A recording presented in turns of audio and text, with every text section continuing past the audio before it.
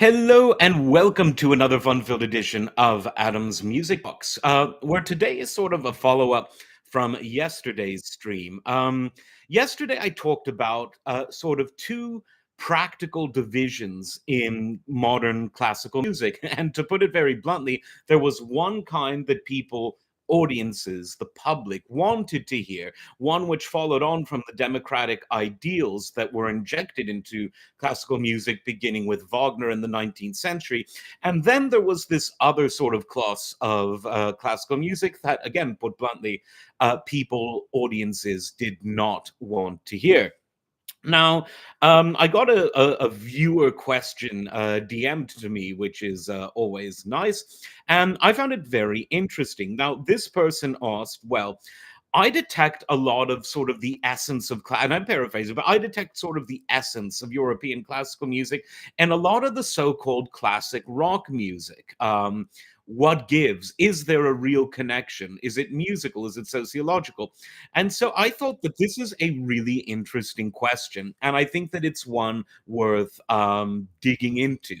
So, in order to do the digging, when I talk about the youngsters being interested in rock music at a certain period, not now, but in the 60s, 70s, 80s, even into the 90s, I'm not talking about them being interested in Dwayne Johnson, although some of them, particularly in the late 90s and early 2000s, may well have been interested in both kinds of the rock. But today, I'm going to focus mainly on the music. Sorry, Dwayne.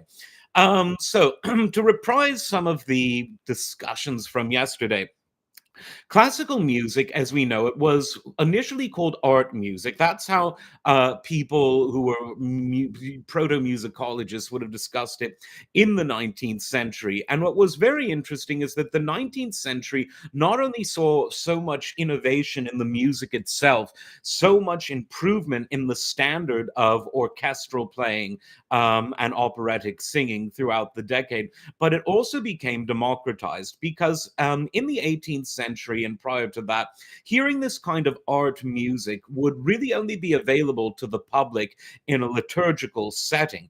And typically, members of the public would experience music at what we would call a folk music level. This means non professional musicians playing in haphazard settings, whether a home, a friend's home, a village square, a pub, tavern, saloon, or any other ye old timey place of wonderful inebriation.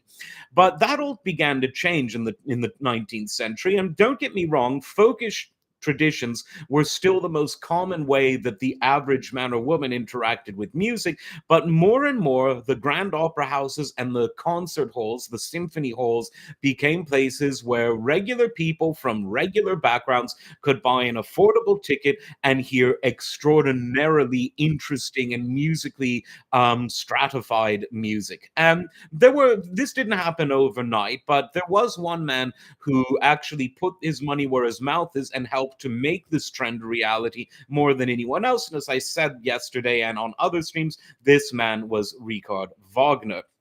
Now, in the late 19th century, another interesting musical development happened. Folk music began being supplanted as the main point of contact between the ordinary person and the world of music. And what replaced it? Pop music. Because before the late 19th or arguably mid 19th century, there was no pop music. The music of the masses wasn't written down in most cases, wasn't performed by professionals, and wasn't performed in professional or formal settings. This began to change because the sheet music industry became huge. And this happened as early as the mid 19th century, in some areas even earlier.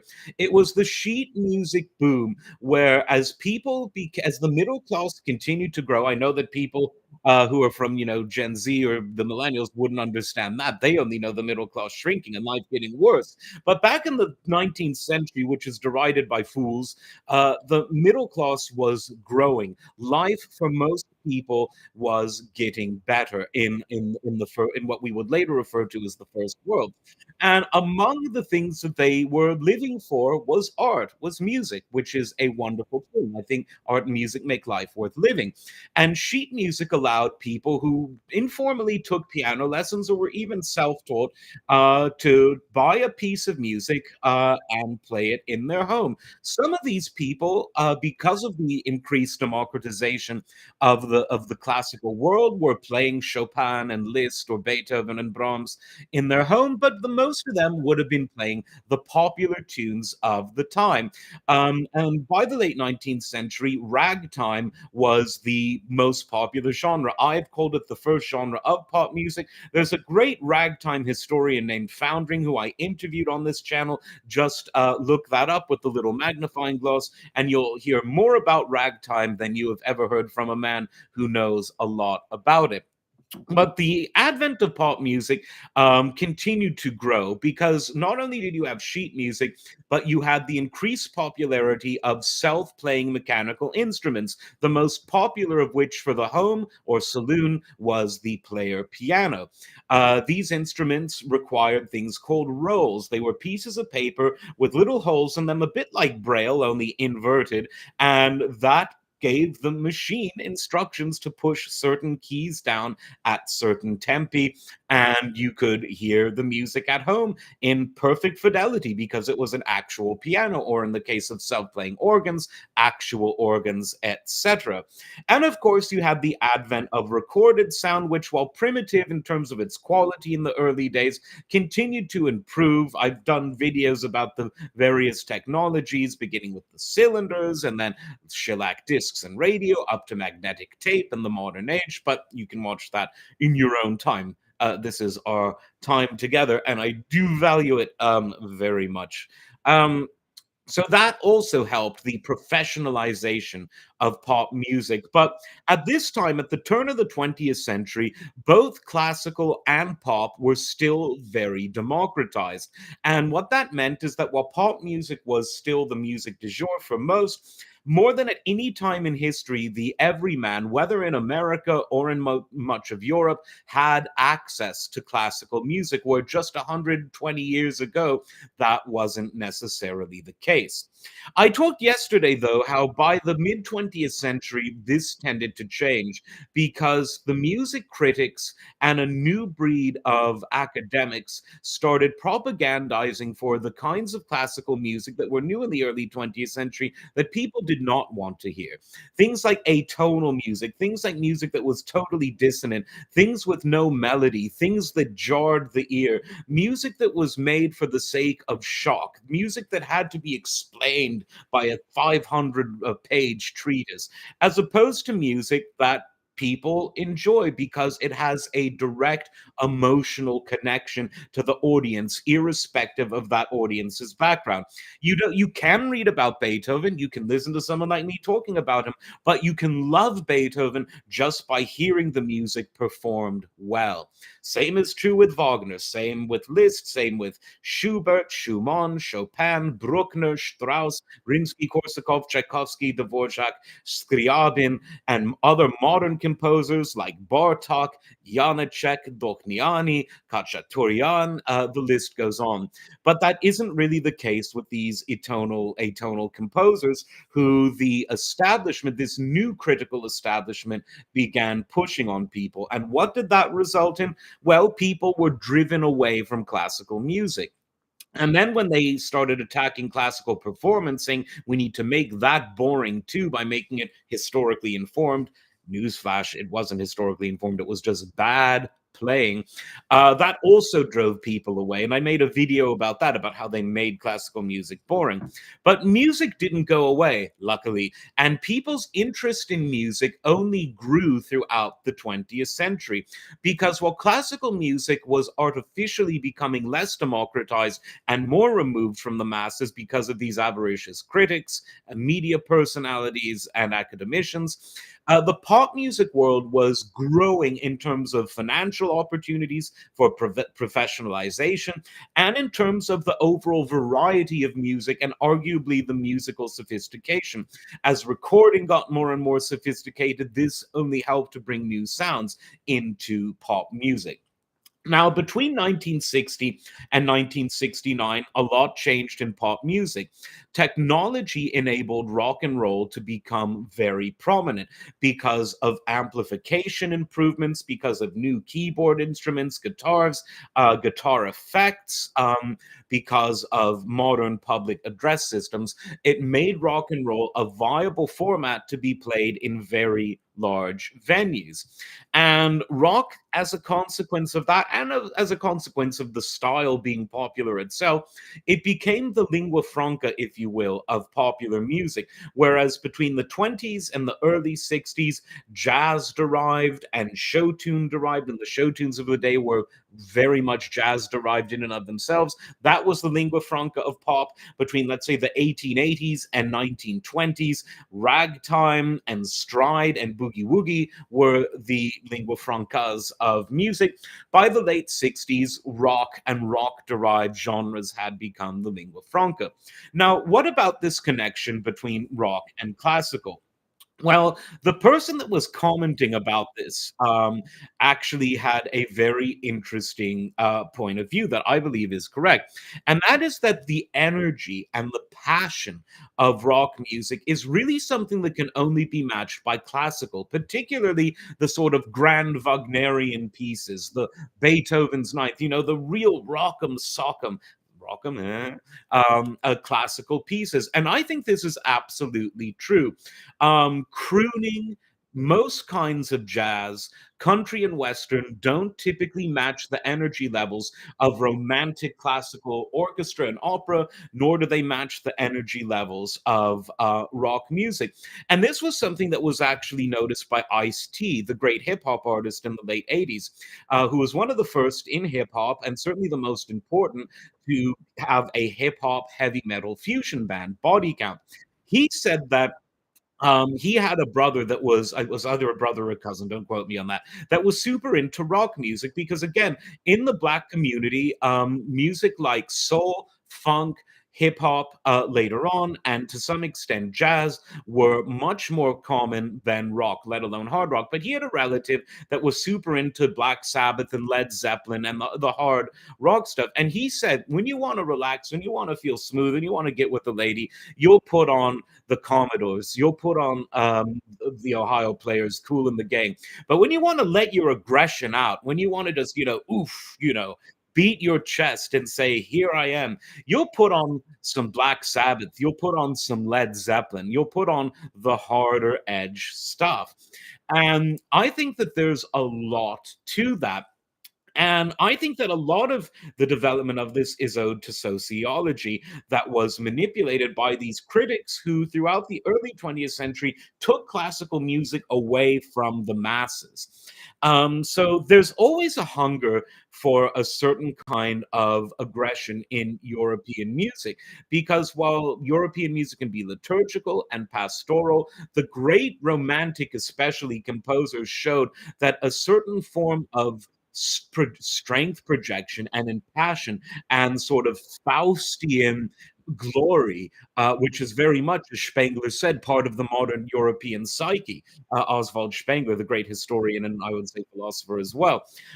There's always a yearning for that. And when classical music was no longer available for that type of emotional outlet, rock and roll kind of stepped in from the world of popular music to fill that breach. And so, therefore, I would argue that a kid who in the 1890s or in 1905 might have gone with his parents or his school or whatever to hear some Wagner overtures or to hear some Bruckner or some Strauss or some Beethoven, these kids were now getting into rock and roll. And that same cultural ethos, this Faustian ethos, which made these great romantic works of the 19th and early 20th century great, a lot of that was put into rock, particularly hard rock and progressive rock, and even some sort of mainstream so called classic rock. Now, like all musical genres in pop, rock and roll was a hybrid. There were elements of the rhythm and blues in it, there were elements of country and western, there were elements of classical, and every different rock artist leaned into these various elements of rock more than others. There was, of course, jazz rock fusion, one of my very favorite genres, and that was combining the aggression of rock and the intensity of rock and the neoclassicism of a lot of rock with the harmonic sophistication and soloing intricacies of jazz. But I would absolutely agree with this caller. Caller 9 wins free tickets to see Supertramp. No, but I agree with this person who DM'd me that when it comes to rock and roll, there is that, let's call it, this Faustian spirit. Some might call it Dionysian. I think both of those metaphors, different though they are, could very much apply to this. And today, it's really difficult to find a genre that fits that category. Hip hop's golden age, in my view, and different people have a different set of years. So this was sort of the mid to eight ladies to the mid 90s. But I agree with Ice T. While the lyrics of hip hop were very intense in the era of reality rap, of conscious rap, of so called gangster rap, the music itself followed the R&B tradition, and in fact I would argue that 70s soul, funk, and R&B for much of these great hip hop albums informed the musical style. The samples generally were from that era, and I think Ice-T's assessment of the difference between the kinds of soul, R&B, and funk, the black music sampled by the golden age hip hop artists, was different from the rock music of primarily white artists, but not exclusively, that can be contrasted in the way that he said. So, as we all know, rock and roll's time in the sun as the major language, this lingua franca of pop music, it faded pretty rapidly in the early 2000s. And it was replaced by a watered down version of hip hop in the same way that watered down versions of jazz became the lingua franca of pop throughout the 30s, 40s, and 50s. Rock still exists, but at a peripheral level, much the way that jazz still exists, but very much removed from the mainstream.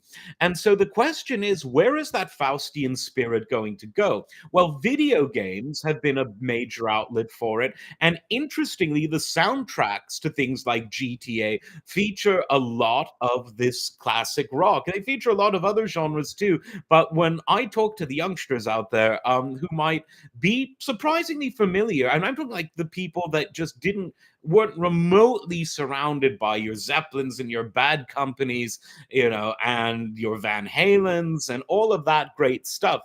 They might know about some of it because of things like GTA. And so, in terms of musical delivery, the gaming world, I think, has overall been healthy. It's helped kept a lot of this alive in an age where new rock has become kind of a museum piece, and where radio itself is no longer an important part of young people's lives. It's been replaced by Spotify, which has much more availability, but an algorithm that has removed the human choice from it. Don't get me wrong, the corporations, when they moved into radio, took away the humanity from it as well. But I'm referring to the free-form radio when, as Tom Petty would say, the DJs say what they wanted to say and they played what they wanted to play. A song about the great Jim Ladd, of course, who was friends with the late Tom Petty. They're both sadly gone now. But nevertheless, I think that people of a European background, that includes the majority population of North America at this point, certainly of Canada and the US, they're still searching for that Faustian musical outlet, which when rock and roll was the mainstream genre, they definitely had. Where do we go from here? It's anyone's guess. Any one musical genre only has a limited time in the sun. We'll see what is the next new thing on the block, and if indeed music can return to a focal point of society the way that it became in the mid 19th century and grew throughout the late 20th century before retreating in the 21st. As always, let me know what you think in the comments. And as always, like, subscribe, and we will see you next time. Take care.